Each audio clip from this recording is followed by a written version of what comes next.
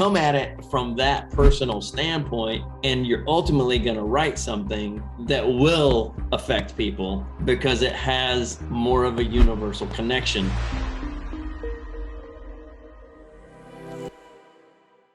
Welcome to this week's episode of the Scriptcake podcast. I am so very excited to let you guys talk to my brother, one of my dearest friends, Keith Harris. You may know him more as an actor because that's what his primary job is. He was just recently in the Emmy-nominated miniseries Dopesick and had an awesome part in that. You may remember him from his recurring role on The Walking Dead for a number of years. He's also a producer because he and I co-produced our first film together, which he was a lead actor in. He also produced a few other projects, and he is the screenwriter, producer, and lead actor of this fantastic film called Shifting Gears, which came out, I believe, in 2018, was picked up by Showtime. Had a tremendous run, had a theatrical run, which is pretty amazing. And he is also the president of Southeast Showreels, which is this awesome opportunity for actors to get fantastic scenes written for them, written by Keith Harris, directed by Keith Harris, produced and edited by Keith Harris. Actually, you have an editor now. Entrepreneur in every sense of the word. Welcome to the Scriptcake podcast. Thank you. I am excited to be here, man. My brother. We're very close. We've known each other for going on 20 years now. We hung out when Keith was living in LA and I spent some time out there. And when it was time for me to direct my first film, he was the first person I called. And we learned so much on that. But there's two things I want to talk about today, Keith. Yeah, man. I want to get a professional actor's perspective on screenplays. Okay. And then I also want to talk about your screenwriting career. Gotcha. So first of all, let's talk about it from an acting perspective, because I know that you get scripts from all over. Obviously, when you're working on network television or you're working for, I believe it was Hulu that did Dopesick. Is that correct? That's correct. So you're working with streamers, you're working with networks, and of course, you've been in a ton of films across the years. You had a nice part in Big Fish, which I remember. I know you went to the premiere to Big Fish with your soon-to-be fiance. And that was my wife and I's first date. Wow. Talk about wowing the girl. She had no chance. That's right. It's been all downhill since. For her, yes. Throw out all the smoke and mirrors up front. Reel her in. She was your big fish, in fact, was she not? That's right. She was indeed. That's right. So you see scripts from independent people like myself and other filmmakers. You see scripts from professional filmmakers, that are, well, I guess the independent ones are professional, but I'm talking about larger budgeted. There's a gamut. You've been on projects that were shot for, a piece of gum and a toothpick, and you've been on projects that were shot for, tens or maybe even hundreds of millions of dollars. Is there a difference when you're reading these scripts? From an acting approach, there's not a whole lot of difference. I mean, it's like just an idea. I had this one script this guy sent to me one time that was like in Word, and it was, like not formatted at all, right? But even in those moments, I was able to, I forced my read, because it was he wrote a little more like a stage play as far as formatting goes, which was weird to kind of get my brain around. But I come from a theater background, so I pushed through it and was able to see, there was a seed in it. There was, it needed a lot of polishing, but there was something to it, and I believe I actually ended up doing that project. But as far as the approach, I always come at it with 3 reads.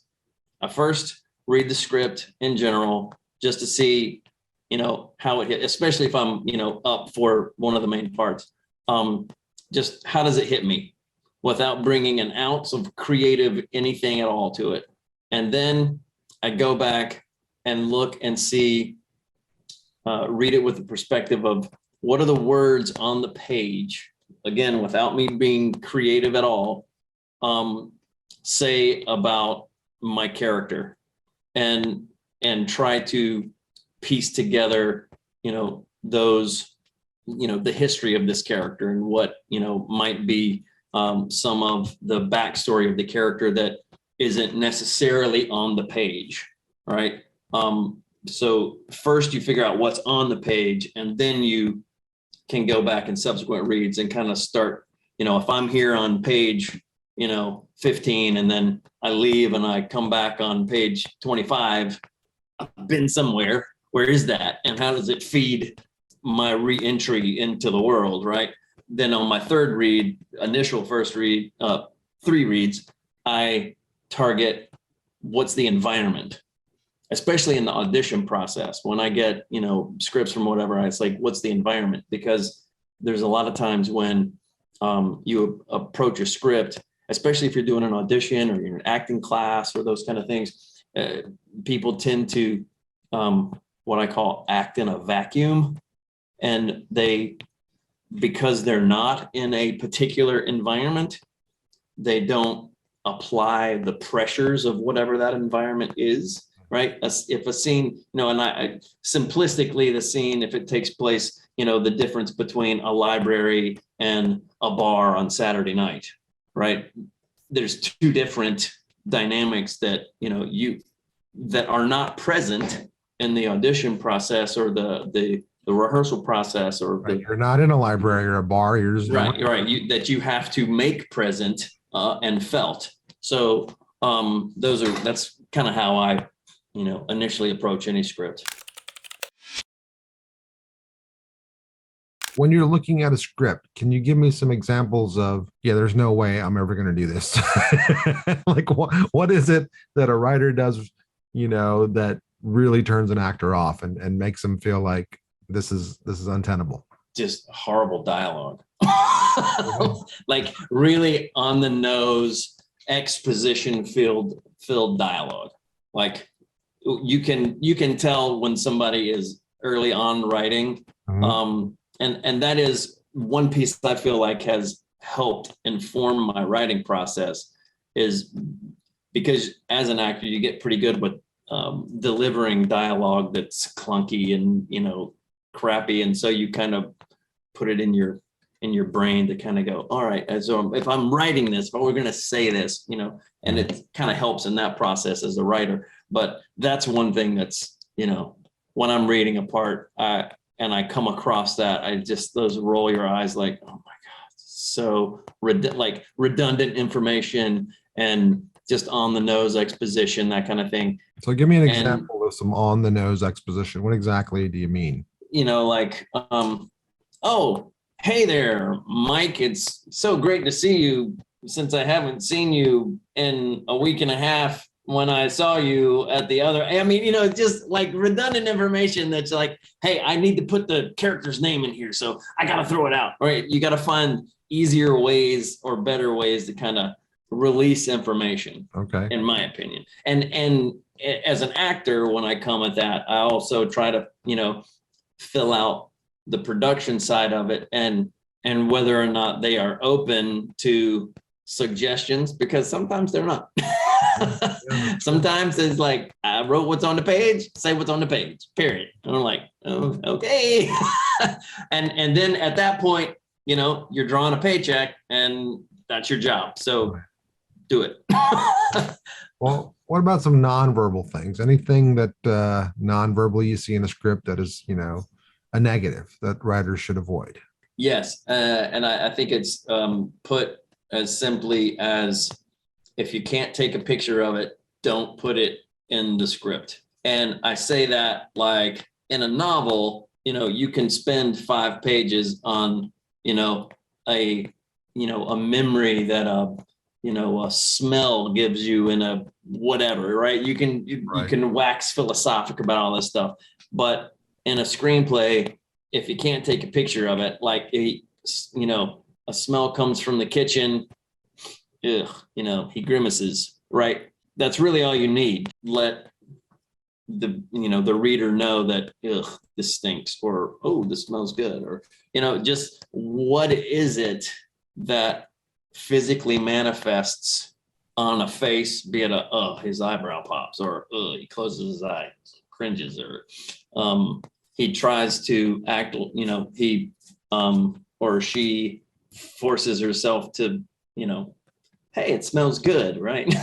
It's like tries to pretend, tries to let no one notice that he's affected by whatever. It's if that makes sense. When I'm doing a rewrite on a screenplay, oftentimes I'll do what I call a visual draft, and I will just read each line of dialogue, and I'll say, "Can I show this?" And Yes. if I can, that dialogue's gone. 100%. And just one, line by line, page by page, and through an entire script, I want it to be as visual as it can be. Yeah. And there's so many things you juggle when you're writing a screenplay. Your dialogue and visuals and actions and emotions and motivations and sceneries, backgrounds, all these different things. I find it impossible to be able to nail all of them simultaneously as I'm writing a draft. Yeah, for sure. So I go back through and I do a draft on just this and a draft on just this. And I'll do a draft on just one person's dialogue, and then another person's dialogue, and just kind of piece my way through a rewrite that way. And I think that works out effectively for me. All right, well, let's go to the inverse. What are some things you've read in a screenplay that go, oh my God, I must have this part? To me, it comes down. And feel free to mention the scripts that I've always sent you. Yes. Just an aside, Keith has rejected the last, 3 or 4 movies that I've sent. No. Yes, you have. Now, the last one, I will say this. Seclusion hurt, man. I wanted to do Seclusion. Right. I wanted to do Seclusion, but I had just booked a gig with producing some videos. Right. With actually one of my biggest contracts that I've landed as a production company. Yeah.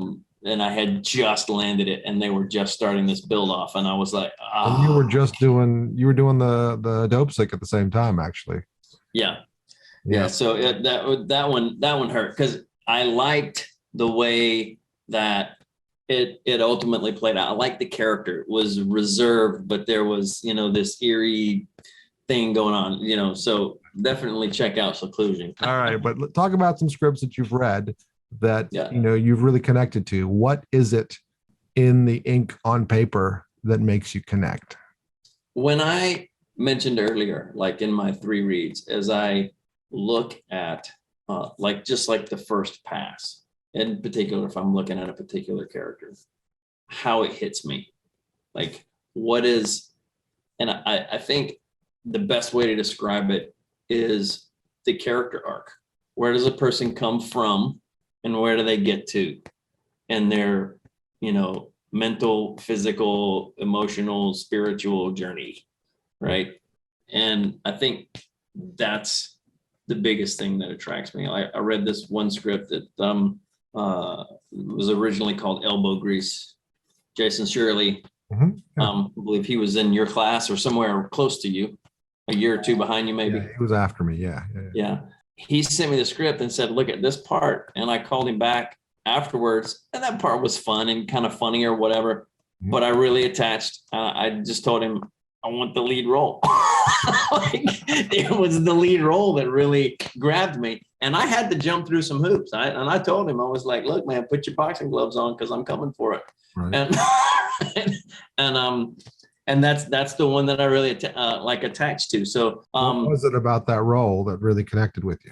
That one was a kind of a Southern dramedy. I grew up in the South, small town. I knew people like this, families like this. And it was about this family that, was going through ins and outs and ups and downs, financially, and, he owned his own business, and there was a lot of personal connection, from kind of, owning my own business and the financial ups and downs of that, and, everything. So, there was that kind of connection. Would you say it's more of an emotional connection to a character? Yeah. And the arc, the character arc was good, but the biggest thing for me was it was these characters kind of button heads, but they worked it out, right? Just the way they worked it out. It was kind of this Southern dramedy, right? There was some funny stuff to it because of, but it didn't, there's a lot of scripts, especially set in the South, that aren't by Southerners that tend to really turn up stereotypes. Right. When I approach a script as an actor, I always try to look at, the realness of the character, right? There are people in this world that are truly like this. And how do you honor and pay homage to those people, and while not making fun of those people, right? Of them, right? It's kind of the adage of, laugh with, not laugh at. Authentic characters. Yes. And they just felt very authentic because, he was a Southerner, wrote it, and they just felt like very authentic people. Okay. That's kind of what grabs me. Okay. Well, you mentioned the character arc a bunch of times, and I'm sure our listeners have a very good idea of what character arc is. But I know as I was coming up, different people told me different versions of what they take on character arc. So what is your version? The journey from where the character starts in a wounded or hurt state, a wound, like an emotional wound, like a core emotional wound that, for what I always tell my students that, for whatever reason, especially when you're an actor, these 90 pages or whatever it is important in a character's life.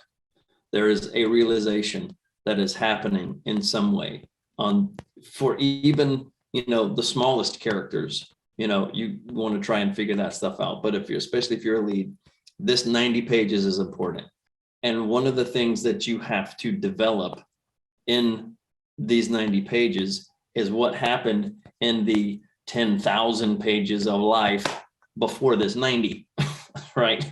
And somewhere in that 10,000 pages, probably somewhere in the first 1,000, there is emotional wounds, be it abuse or whatever, that has stunted the growth of the character. And in good screenplays, and especially from an acting standpoint, that realization happens in the course of this script.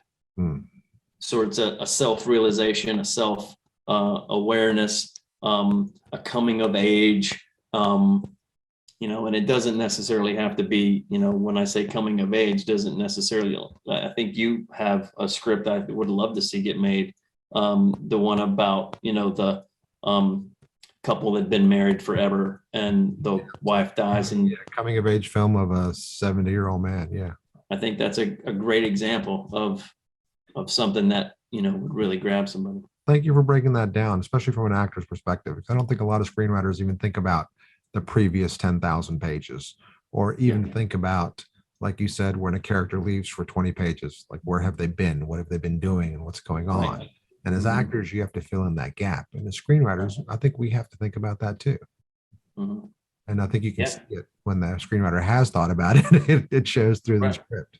Okay. 100%. And that's why I think, films like John Wick and, Jack Reacher or whatever, those films are, even if you approach a character like that, right? A lot of times they're just made as these crazy machines, right? They can fight and punch and take a hit and, I work alone and like all of, but people in our special forces and in government agencies that are those people, right? They've come from somewhere, they grew up somewhere, and probably some wound or some experience in their past pushed them towards the military, pushed them towards learning, combat or, whatever, in order to never be taken advantage of again, right? Or whatever it is. So kind of mining, a lot of times those characters can just come off as very one-dimensional, because the actors can kind of negate or not think about, hey, did this guy come from a family that had brothers? Were they dirt poor? Were they rich? What sort of advantages did they have? Did they, was he an only child? Was he an orphan? Was he this?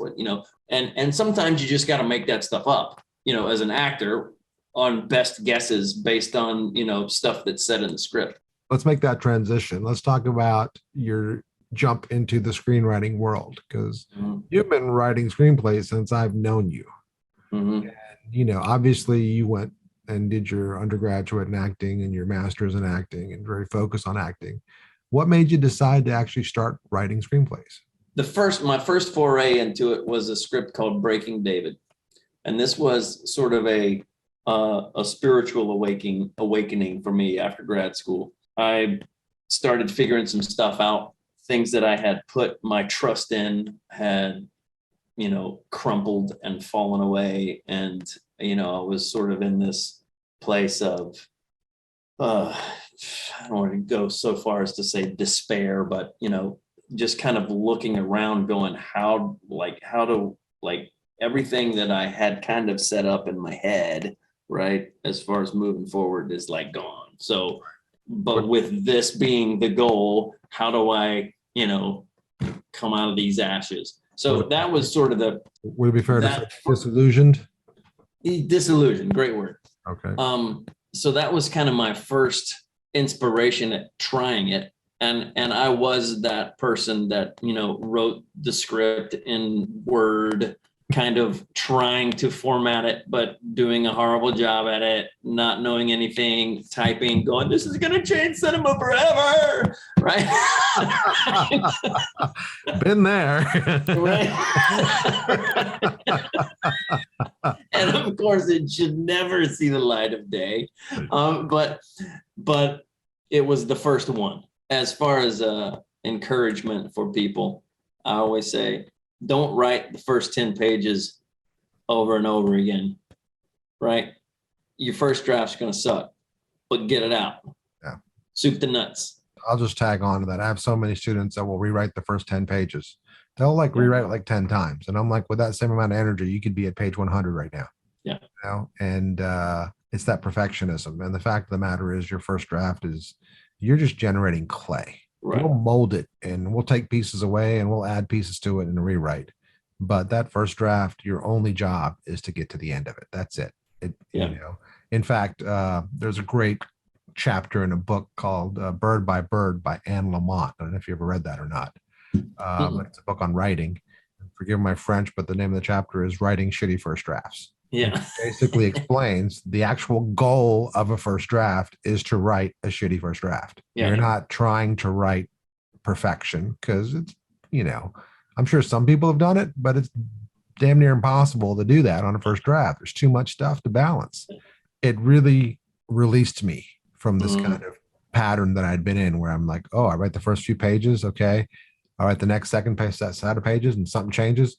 So now I got to go back and write the first few pages to go with the second set of pages. And now I write the third set of pages and something changes. Now I got to go back and rewrite the first and second set of pages because I just wrote the third set. I could be at page 60 for the energy that I spent. Right. Totally. Yeah.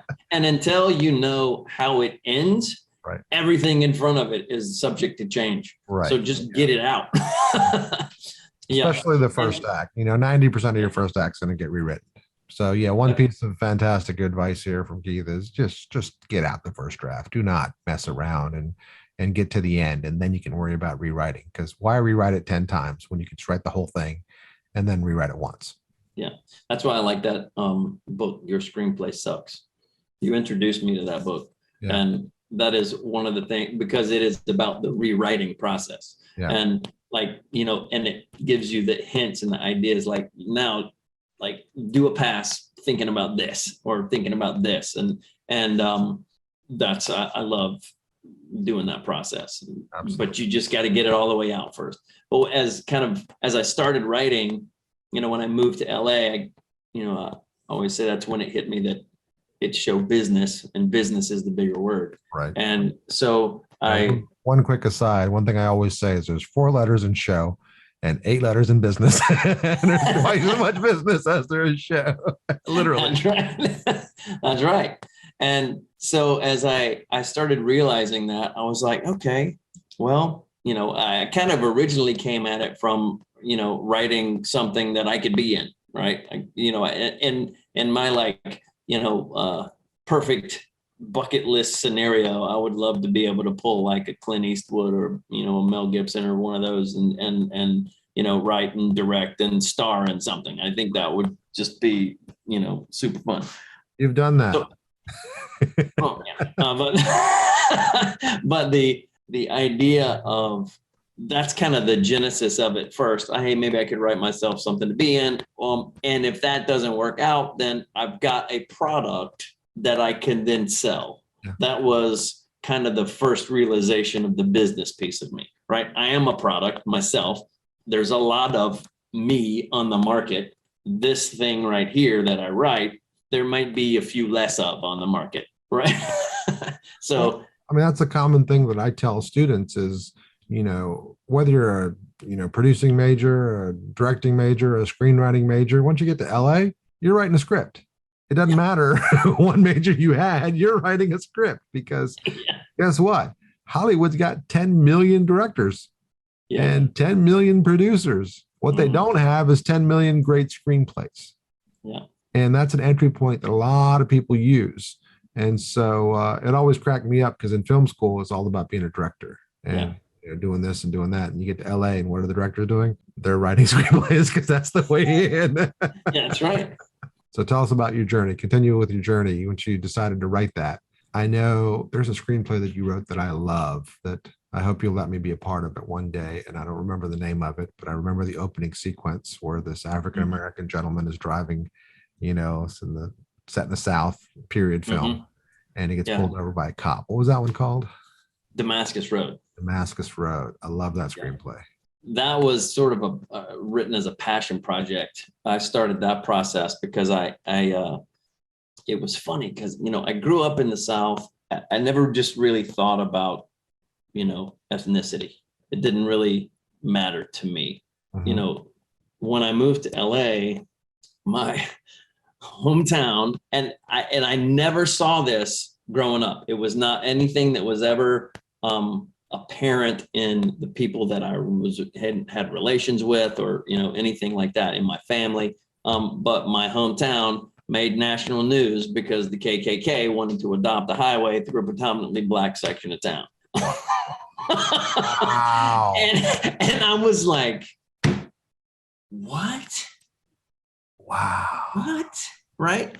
And after being in LA for a while and coming back, there was just a little bit more of an awareness of the segregation, just kind of this unspoken segregation that went on. Like they say, one of the most segregated times in the country is, you know, church on Sunday. And so, and my church in LA was very integrated, had a great mix of people from, you know, white, African-American, Asian, you know, it was just a neat mix. Anyway, that particular script, that was sort of the genesis of the idea. Like, how do you overcome that? How do you knock that down? Because it shouldn't be allowed to stand. That's interesting because I don't think I ever knew what the genesis of that story was. I don't think in all these years that I've seen so many different versions of that screenplay. That's very personal to have that kind of personal revelation. I think that's an amazing place to start for a screenplay. Yeah. So speaking of which, what does inspire you to write screenplays? Where do your thoughts and ideas come from? What makes you decide you want to jump on something? Because it's a long process. You're dedicating, you know, months, sometimes years of your life working on something like that. I like underdog stories, you know, where the odds are stacked against, you know, the person, and, you know, any real good screenplay would have, you know, some element of that, I think, you know, because that's the, you know, the stronger the antagonist is, you know, the more under the thumb they put the protagonist. They have to break that or be squashed. Right. So I think those are the kind of things that attract me to stories. Another one, like, for instance, shifting gears. A buddy of mine actually came to me. He had run a dirt car with some buddies for a while. He had worked in a garage for like 10 years, and he had just kind of kept this journal of kind of funny things that happened at the garage while he worked there.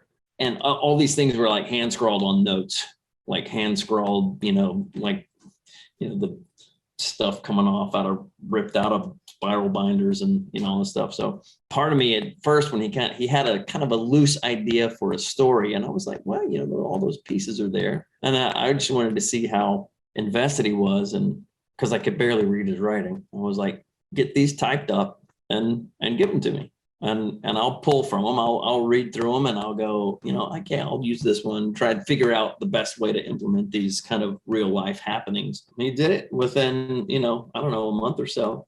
And then I wrote the first draft in a month. It was kind of this underdog story, this person that has grown up in, this small town and working for the man, and decided to strike out on their own, and the kind of the ups and downs that come with that life, which is again pretty personal to me, because that's kind of how I have approached life. I remember in undergrad, I was in a show, and it was a Shakespeare show, and I guess they had rented some rapiers and some swords and stuff for the show, and the professor gave me this receipt and said, go over to the admin building and give this to so and so in the admin building. And so I walked across campus, and I walked into this room, opened the door, walked down this tiny little hallway, and this opened up into this room that was, I don't know, it looked like the size of a football field to me at the particular time. Right? And it was just fluorescent light and cubicles. And I was like, this is my hell. This is my hell. I don't ever want to do this. And I took, I delivered it and left with that kind of epiphany. But again, being self-employed has its ups and downs, right? If you're working for someone and you can depend on a steady paycheck and insurance and all those things that come along in life that you need, there's a payoff. I chose, the independent entrepreneurial direction, and have just always governed my decisions based on that. So the protagonist in Shifting Gears is basically just you, except pretty much. Except set against the backdrop of dirt track racing. Okay, no, that's one of the things that I often, when I look at anything, just about anything I've written, it's me, except on a horse farm. It's me, except, Right. Well, that's one of the things, I think it's in Your Screenplay Sucks, where he talks about when you write a screenplay for you. Write a screenplay that's going to change you or affect you in some way, because it's most likely not ever going to get made. I mean, something out of it, yeah. Yeah, right. So come at it from that personal standpoint, and you're ultimately going to write something that will affect people because it has more of a universal connection. Right. Because it's coming from a truthful place. Yeah, no tears in the writer, no tears in the reader. You know what I mean? Yeah. Amen. Yeah, that's one of the things that I push a lot, is to, find something that you're super emotional about and delve into it. And I couldn't agree more with that ideology. So let's talk about the process of getting Shifting Gears from an idea to a script, and then from a script to, I'm in Pennsylvania, you're in North Carolina, and all of a sudden I'm in a movie theater watching it. How does that happen? Man, inquiring minds want to know. Yeah, that was a crazy process. You don't have to get into too much of the producing side of it. I just want you to focus kind of on the screenwriting side of it as much as you can. I wrote the first draft in like 30 days, and I was actually trying to produce at the time Damascus Road. And we were setting up, in our adventure, we had learned the term PPM, right? So that's right. Private placement memorandum. If you're ever going to be a producer, you need to know what that is. That's right. So we had learned that, and I had set up a PPM and was trying to pursue funding for Damascus Road and had some people interested, and then the bottom dropped out of the economy in end of 08, 09, and that's kind of just to interject, isn't it amazing that when you're about to make a film, the bottom drops out of the economy, or the stock market crashes, or it's like clockwork. Right. So I was actually trying to do that, and then around, I guess it was 2010, is when I really started realizing, right, so Damascus Road is a period drama. It's set in the 1950s. Shifting Gears is a racing movie. So I really kind of started going, this really is the more commercial property, right? But a lot of times you want to make a movie just because, dude, it's so artful or whatever, right? But you have to go talk to people. You have to go talk people out of their money that they could be putting in the stock market, that they could be putting, investing in Dollar Generals around town or whatever, right? Yeah. So that is a more guaranteed return. So that's when I kind of turned my eyeballs to Shifting Gears, going, this really is the more commercial project. And let's talk about that for a second, because up until now we're talking about writing emotional stories, okay? But there's this whole other side of it. Like, no one's going to care about your emotional story if they can't sell it. Right. So what is it that makes this project commercial, and what do you define commercial as? So Damascus Road, I would kind of put in the same category as something like Road to Perdition. Okay. Right. It's a period drama, right? That's got heart. I had that movie on my radar. I need to watch that movie. But every time I came to that movie, it was like, I don't really want a downer drama right now. I want an action movie. And then I finally sat down and watched it and was absolutely blown away by that movie. So it absolutely needed to get made. But it's kind of a taste thing, as whether or not you like action or comedy or drama, or whatever. But with Shifting Gears, what hit me, was the popularity of the sport, right? Especially in this area and across the country. Racing is a thing, right? I grew up in the South, but I was kind of one of those people that I would watch people watch races and go, I don't get it. Mm-hmm. Like, why do you want to sit and watch cars go in a circle? Right. Yeah. Like, I don't get it. But then as I kind of, I made my first draft of the script and I started digging into that. I met some folks in the racing community. And again, my goal with writing or, taking on a role is I want to be as authentic and honor the people that are in those places in life. I don't ever want someone to look at a performance that I've given and conclude I'm making fun of them. Yeah. I started meeting these race people and as a writer, it was a lot more inspirational because I was, they could give me the ins and outs of, okay, this is a good sequence. This kind of car would never race this kind of car, not ever. Right. This is, that's not how it works. And you were able to work out all those little technical issues. And then I was actually cast in something and as a pit crew member on a UPS commercial that was taking place at the Charlotte Motor Speedway. And I was down around the pits and the cars and everything that they do to make that happen. And then subsequently after that, I was cast as in another thing called Steel Chariots. That was a race. They actually did it as a pilot for a series that never took off. They ended up releasing it as a movie of the week. But I was a mechanic for a team in that. And then I was in the garages and all the technical things that went on. So that kind of started me going, okay, there's something to this. Like it's not all just like, hey, let's turn left. It's and as I started getting deeper into the dirt track world, that's where it really started impressing me.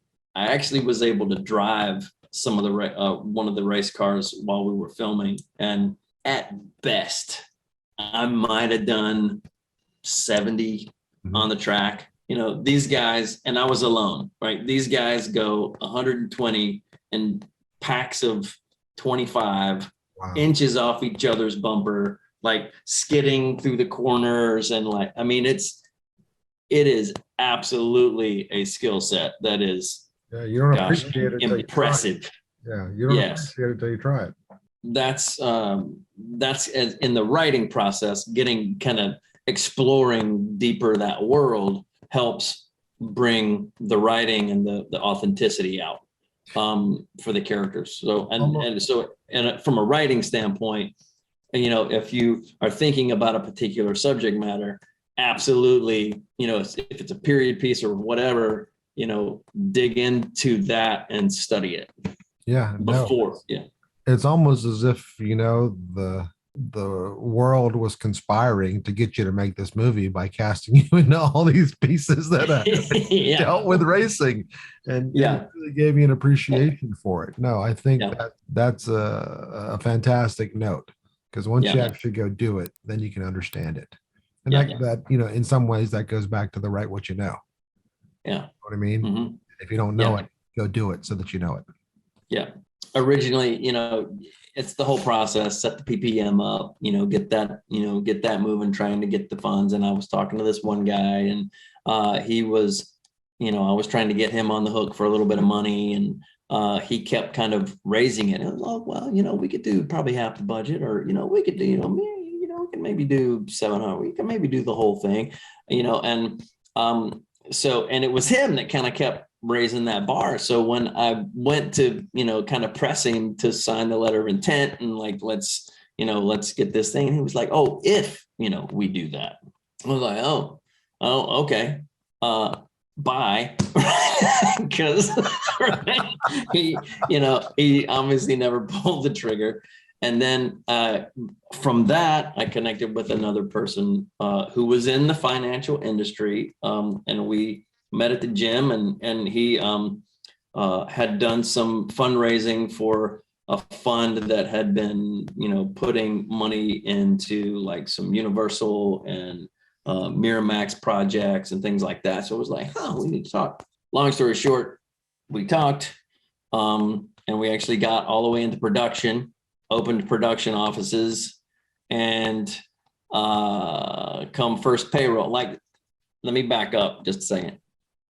I told him I got to have X amount a month. If I'm going to produce this and go all in, right, I got to cover my monthly everything. Mm-hmm. And so I had been drawing a paycheck for like 8 months, about 8 months, right? Doing nothing but hammering down on shifting gears, rewriting, doing everything. And we got to the point of production offices open, hiring casting, hiring crew. People were landing in town. We were renting apartments, for people to stay, figuring out that whole thing. And the first payroll bounces. We kind of had this meeting on a Tuesday, and we came out of that meeting with his green light. Can we do this? He said, yes. And on Thursday, he was like, yeah, I ain't got it. I'm not gonna.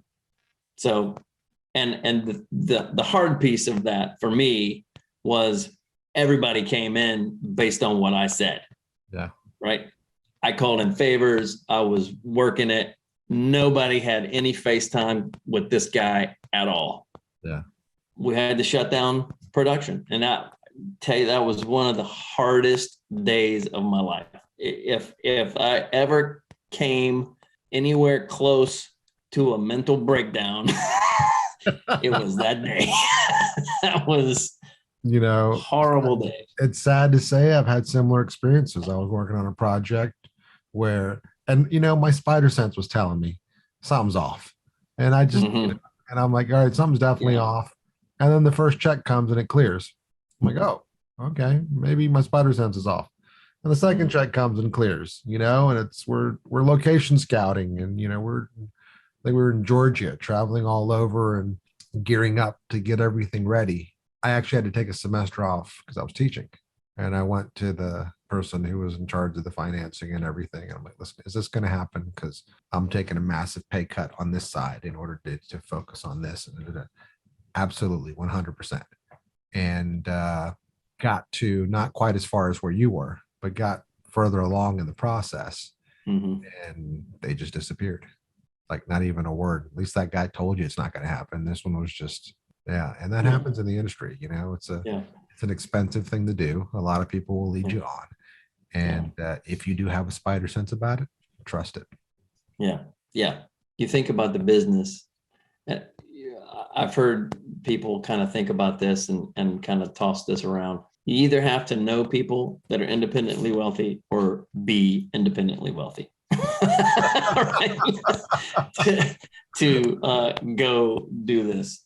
So, you know, I've heard people kind of strategize. Well, look, if you just spend 5 years or whatever concentrating on real estate, right, and growing your personal wealth to a point where you can go just do whatever you want to do, you know, that's one strategy. That's not one I've taken. We are investigating that more now. This reminds me of when we were in post-production on Chicks 101 and we didn't have any money. And we finally figured out once we were talking to distribution companies and they were sending us a list of deliverables, which no one ever mentioned in film school, by the way. Right. What? You mean I can't just send you a DVD?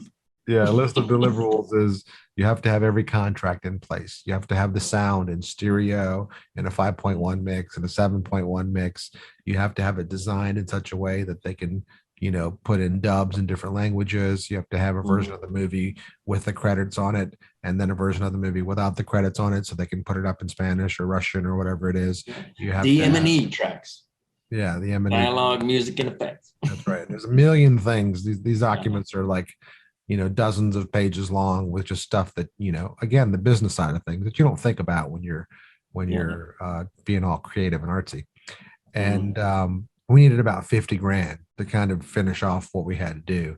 And I don't remember how we got this meeting, but it was this dude out of, I think, Charlotte, and he like collected race cars or something. And he was very wealthy. Yeah. You remember that guy? Yes. And he showed up to our screening like in a suit, you know, and like no one in the film industry wears a suit unless it's a premiere or something. You know what I mean? Right. And at the end of it, he loved the film and he said, yeah, I can give you the 50 grand.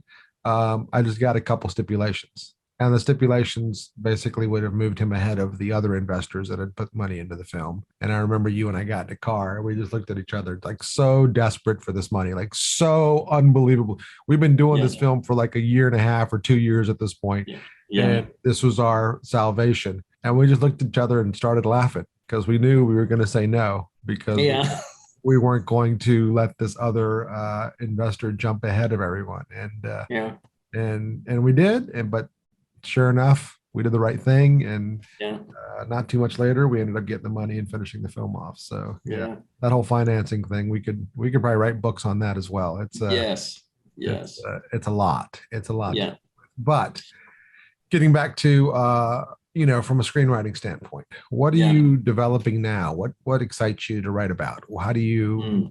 Because you know, again, it's a commitment of months, at the very least. One of the things that I'm working on right now is called Seesaw. It is a pilot for a series that I hope to get set up and move into, you know, subsequent seasons. But what the genesis of that is, I have a real heart for whatever reason about human trafficking. And I think that it comes as maybe from a place in my youth where I felt abused and or helpless, just not feeling like, you know, I'm enough to face whatever circumstances, you know, were in front of me. Anyway, this particular story ultimately would, you know, if I have my way, the first season is sort of the first tug on a string that would eventually unravel like an Epstein size human trafficking ring. Sometimes there's social issues, there's emotional issues, things that, again, you want to write something that sparks from, your creativity or yourself. The other thing is a series called The Rivals that is actually kind of set in a little bit more gritty world of shifting gears. It's kind of that. Did you ever see that TV series Parenthood? Yeah. Craig T. Nelson. Yeah. It's sort of Parenthood meets Friday Night Lights on a dirt track. Okay. So you went from someone who didn't understand all this left turning and going in circles to fully invested in the dirt track world. Yeah. And that's a little less developed than Seesaw is. Like right now, if I got the money tomorrow, I could start hammering down on the rest of the first season of Seesaw. Yeah, one thing I didn't mention at the beginning of this is Keith was nice enough to ask me to be one of the producers on Seesaw, and we actually shot the pilot last year, and we're shopping it around right now.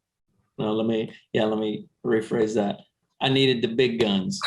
So I had to call in the big guns. All right.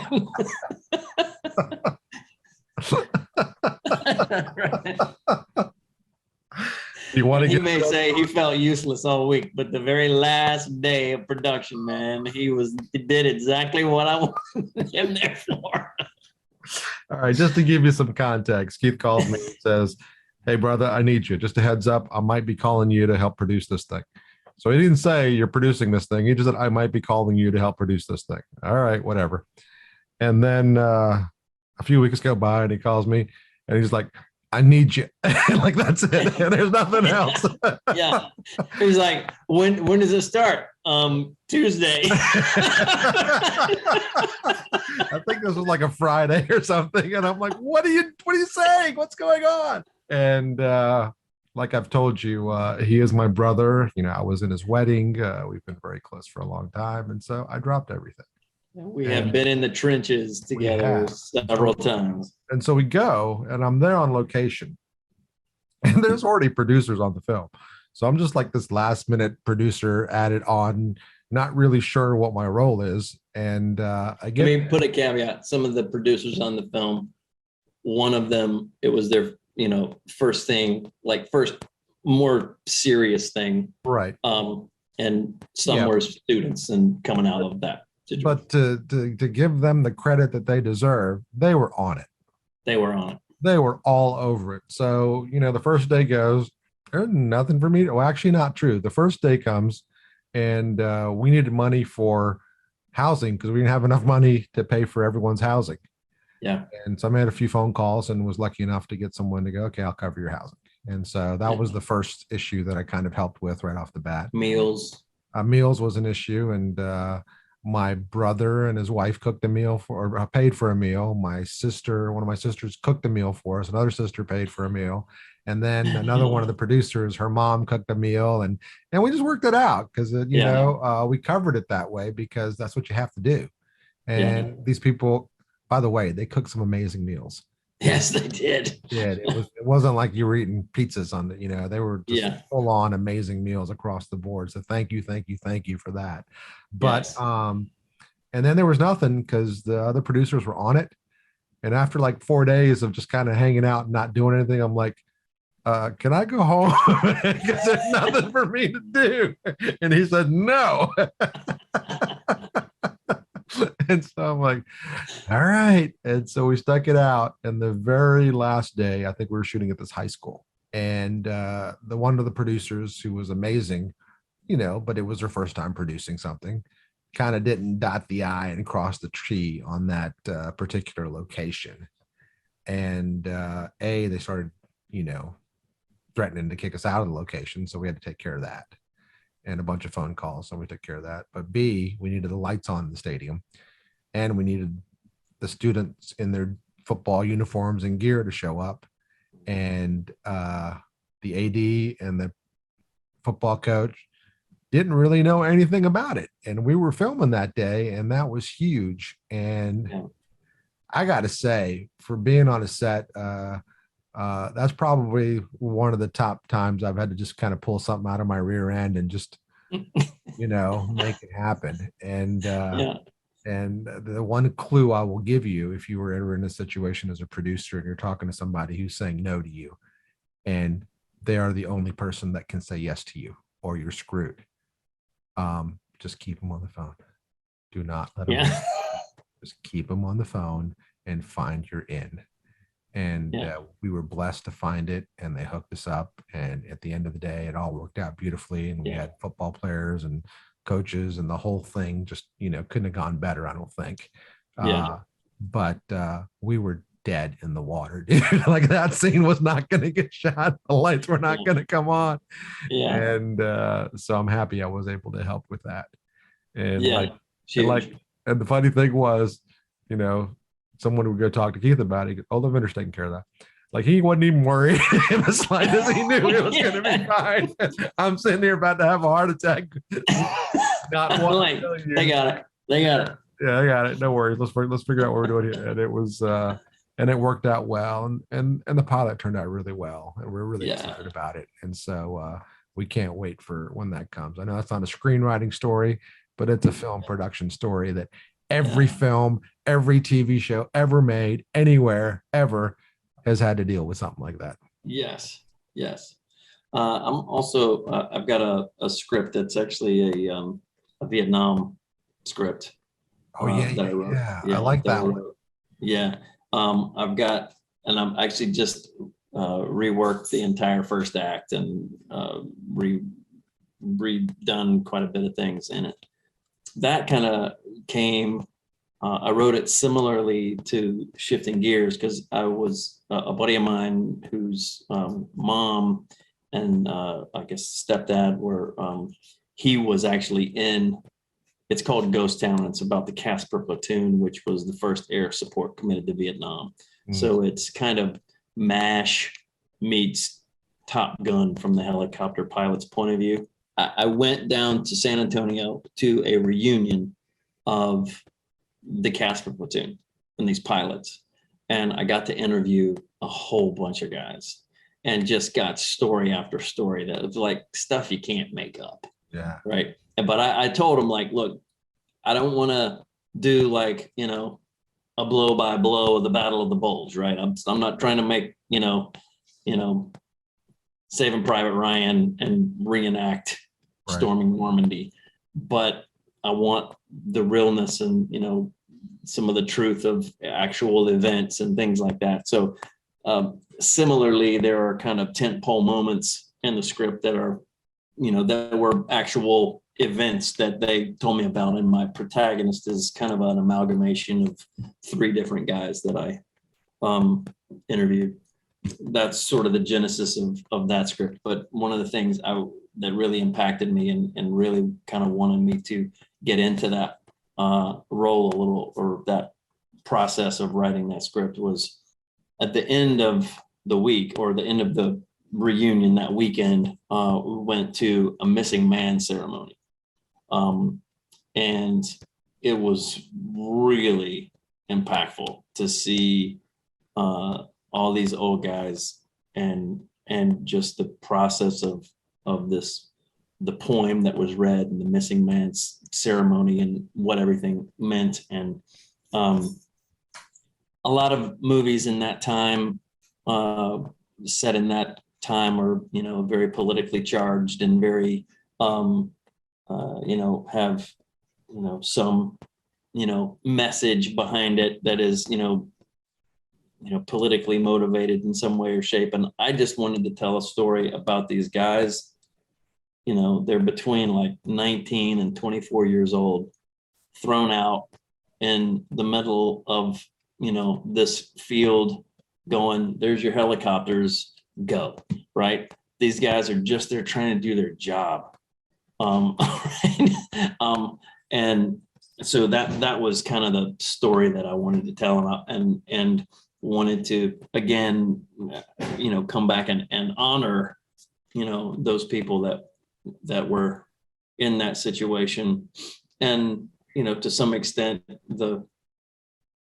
had to face the horrors of the jungle and then the horrors of coming home and everything else. And just wanted to kind of tell a story that I guess the way I'm putting it is sort of the potential genesis of how the missing man ceremony came about. That goes back to that aspect of screenwriting about research, like going all the way to Texas and getting the interviews, going to the ceremony. I had a screenplay I was writing about, immigration and kind of dealing with being, Indian in an American world is something I've grown up with. And while I was writing something, I happened to go to a citizenship ceremony, and I don't know if you've ever been to a citizenship ceremony, but it is so powerful and so emotional. And you see all these people become citizens, many after trying for 10 or 15, 20 years. And they're in tears. They're so grateful for something a lot of us take for advantage. Take for granted because we were born here. And that really spoke to my story on so many different levels. Not to mention, I put a scene where someone's going through a citizenship ceremony in the movie, but it also spoke to the power of feeling like you belong here, which kind of permeated throughout that screenplay. So do the work, go out, do the interviews, go to the meetings, go to the ceremonies, understand it, and, write from a place of truth, which I think is the bottom line of what you've been talking about this whole time. Yeah, 100%. Keith, I want to thank you so much for taking the time. Clearly, you're a busy man. If you got 8 billion projects going on, in addition to a wife that you don't deserve and 2 amazing children. Amen. I'm married so far above my pay grade, it's not even funny. I think we both did, sir. I think we both did. So, well, tell us where we can check out some of your stuff. What's your website that you got going on? I know you got a YouTube page that's coming out. Tell us about that as well. Yeah, Southeast Showreels is actually kind of started as a kind of another personal inspirational project, because one of the things as an actor coming up in the business, one of the hard things to do, especially in the film business, is the demo reel, the dreaded demo reel, right?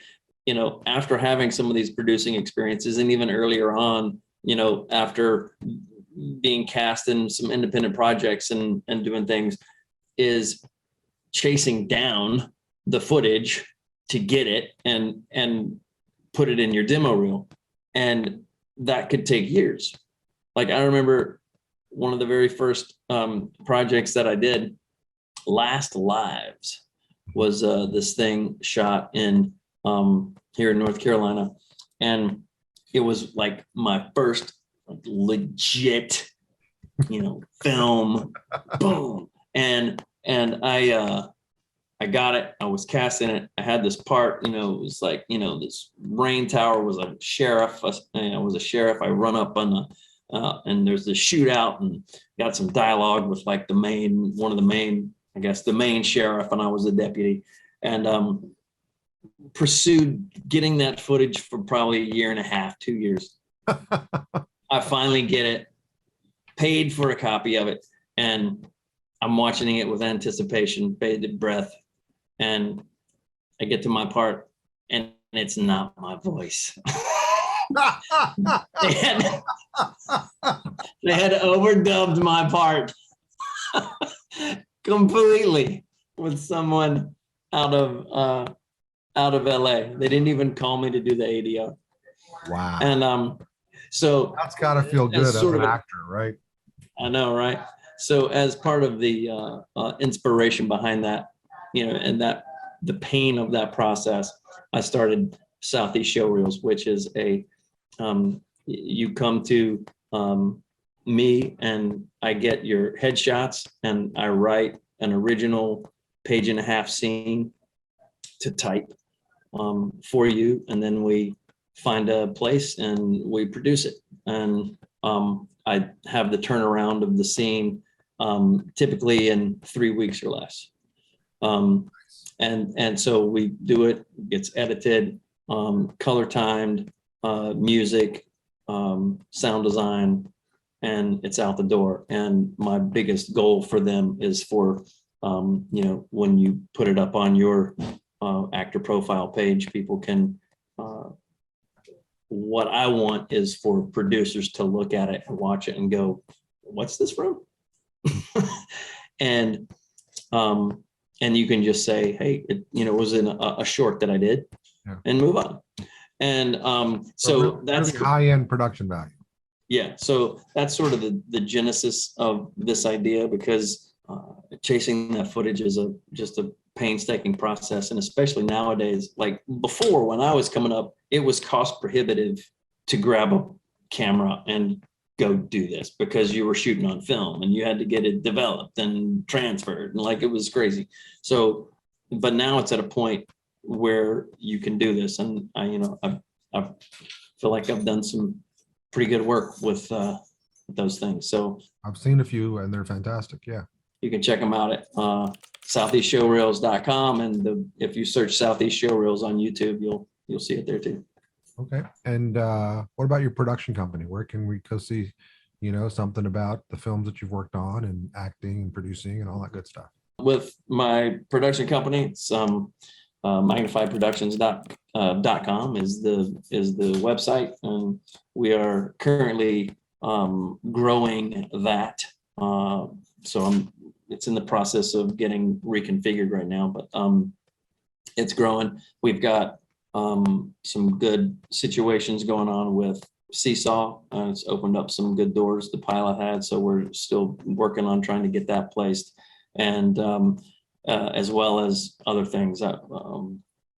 I've got some interest in the series The Rivals, and one of the films, Ghost Town, is actually getting looked at right now as well. So I made a decision, and I think for the longest time I was treating my production company in a way that I was basically looking at it as gap filler in between acting gigs. Kind of waiting for the big one to come in, and I just kind of decided, I'm done waiting. And if I have to, it's kind of always been the same way. I've just, farther down the path now. If I'm going to really grow my production company, what do I want it to look like? And I know there's certain things that I don't want to do. And I'm really pressing down on, the narrative content, as that's where I really want to be. Well, I know in terms of the production company, it all starts in one place. Yeah.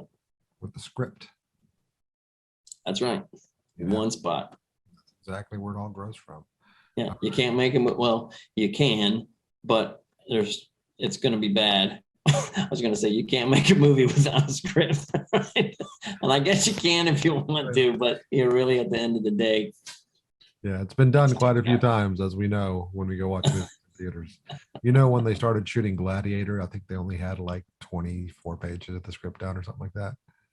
Oh, wow. Gladiator ended up winning the best picture. They were just kind of going. Whoa. Yeah, just winging it. It was very interesting, but sometimes it works. So once again, I want to thank my dear friend Keith Harris so much for taking the time to speak to Absolutely. us. So wonderful to get this information, not only from a writing perspective, but from an acting perspective, as well as a producing perspective. So he is the ultimate hyphenate. But sometimes that's what we have to do, in order to go where we want to go. Thank you so much, Keith. All right, buddy. Appreciate it. Till next time. Thank you so much for watching this video. And as a small token of my appreciation, I want to offer you a free video course on how to outline your screenplay. I normally charge $299 for this course, but for a limited time, it is free. Now, it is a 5-day course, but I'm giving you 7 days to finish this outline, okay? After 7 days, that course goes away. So if you're not dedicated and you don't want to knock out a killer outline for your screenplay, don't do it. But if you do, click the link below. I can't wait to hear how you like it.